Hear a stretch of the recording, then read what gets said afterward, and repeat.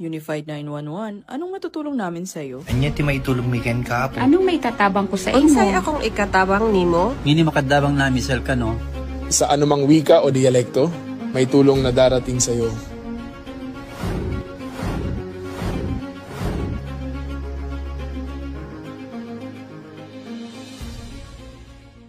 Lilingkod sa bawat Pilipino at magbibigay ng tamang impormasyon para sa tahimik at maayos na Pilipinas. Police News Network, alagad ng batas, tagapagtaguyod ng balitang pulis, sandigan ng mamamayan, patnubay ng katotohanan. La Campo Crame, maghahatid ng pinakahuling kaganapan at nagbabagang balita. Ito ang PNN Police News Network. At ngayon, ang inyong mga tagapagbalita. Magandang araw, bagong Pilipinas. Ako ang inyong alagad ng batas, taga-taguyod ng Balitang Pulis, Patrolman Edwin Baris. Maghahatid sa inyo ng tamang balita, kwento ng pulis at serbisyo para sa mamamayan. At ito ang PNP News Online. Ang pangunahing balita ng Police News Network, alagad ng batas, taga-taguyod ng Balitang Pulis.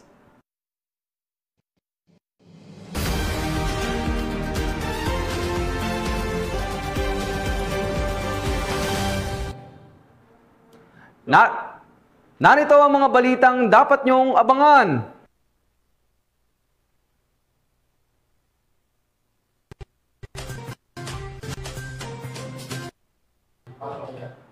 Mahigit 1 milyong pisong halaga ng shabu at marijuana na kumpiska sa buy-bust operation sa Olongapo City.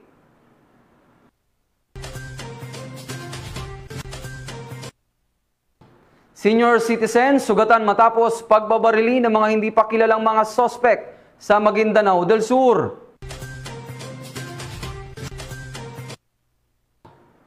Top 9 provincial most wanted person na may kasong rape, arestado ng otoridad sa bayan ng San Manuel, Isabela.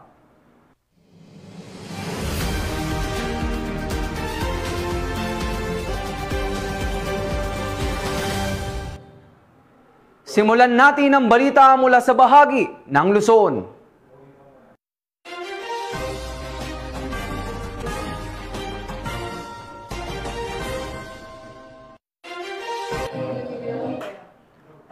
Matapos ang 72 araw ng pagpapalakas, disiplina at sakripisyo, matagumpay na nagtapos ngayong araw ang 92 Days Weight Loss Challenge ng Police Community Affairs and Development Group.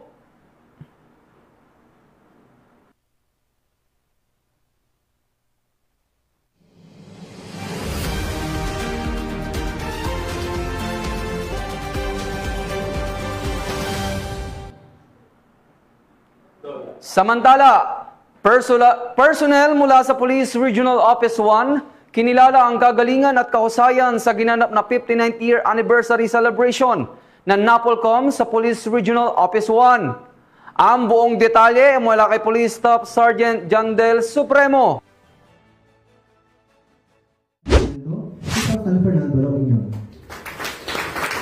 Dinarangalan ng National Police Commission ang ilang personnel ng Police Regional Office 1 sa kanilang natatanging serbisyo publiko at kausayan kasabay ng pagdiriwang ng ika-59 anibersaryo na may temang Upholding Civilian Authority, Strengthening Police Integrity. Ayon kay Police Brigadier General Dindo R. Reyes, ang mga parangal ay patunay na mataas na antas ng dedikasyon ng kanilang mga opisyal. Ang kanilang mga tagumpay ay nagbibigay ng malaking karangalan sa PRO1 at nagsisilbing inspirasyon upang lalo pang pagbutihin ang paglilingkod sa komunidad. Ilan sa mga kinilala ay mga top-notcher sa nationwide Top Examinees Police Officer Examination. Ginawaran din ng PNP Good Deeds Awards ang mga piling personnel mula sa Ilocos Norte, Ilocos Sur, La Union at Pangasinan PPO dahil sa kanilang tapat na paglilingkod sa komunidad. Bukod dito, kinilala rin ang Best Community and Service-Oriented Policing Implementers mula sa Ilocos Norte 2nd PMFC, Pangasinan 2nd PMFC at Bayambang Municipal Police Station. Nagkamit din ng special award sina Police Lieutenant Colonel Tristan Oliver Binara, Police Lieutenant Colonel Rogelio B. Mieres at Police Major Arnolfo E. Praga Jr. Samantala, ginawaran ng Certificate of Commendation si Police Brigadier General Reyes bilang pagkilala sa matagumpay na operasyon laban sa kriminalidad, partikular na sa laban sa ilegal na droga. Sa pagtatapos, ang mga natamong parangal ay nagpapatunay na ang dedikadong paglilingkod ay susi sa mas ligtas at mas maunlad na lipunan para sa bawat mamamayan. Mula dito sa Ilocos Region, ako ang inyong PNN correspondent, Police Staff Sergeant John Del Supremo, alagad ng batas, tagataguyod ng Balitang Pulis. Maraming salamat, Police Staff Sergeant Supremo. Sa paghahain ng warrant of arrest ng San Manuel PNP, arestado ang isang top 9 provincial most wanted person na may kasong rape sa bayan ng San Manuel, Isabela. Patrolwoman Jerilyn Colico, ibalita mo. Sa isang matagumpay na operasyon ng pinagsamang tracker team mula sa San Manuel Police Station, Provincial Intelligence Unit Isabela PPO, Provincial Investigation and Detective Management Unit Isabela PPO, Regional Intelligence Unit 2 Provincial Intelligence Team Isabela West, 1st Isabela Provincial Mobile Force Company 3rd Platoon at Regional Maritime Unit 2, naaresto kamakailan ang top 9 most wanted person sa Antas Panglalawigan na kinilalang si alias Bentong sa bayan ng San Manuel, Isabela. Ang akusado ay naaresto sa bisa ng warrant of arrest na inisyo noong ika-24 ng Hulyo nitong taon ng presiding judge, Regional Trial Court, 2nd Judicial Region, Branch 23 Roas, Isabela, na walang inirekomendang piyansa para sa pansamantalang paglaya nito. Ayon sa mga otoridad, ang pagkakaaresto kay Bentong ay nagresulta ng masusing pagtutulungan ng mga ahensya ng kapulisan upang sugpuin ang krimen at itaguyod ang kapayapaan sa komunidad. Matapos maaresto, agad na ipinaalam sa akusado ang kanyang mga karapatang konstitusyonal alinsunod sa Miranda Doctrine. Pansamantalang dinala sa San Manuel Police Station ang naarestong suspect bago ibalik sa hukuman na nag-issue ng warrant. Ang matagumpay na operasyong ito ay patunay na patuloy ang pagsisikap ng PNP Isabela sa ilalim ng pamumuno ni Provincial Director Police Colonel Lee Allen V. Bauding na bigyan ng hustisya ang mga biktima ng krimen, lalo na ng panggagahasa at panatiliin ang kaayusan sa lipunan.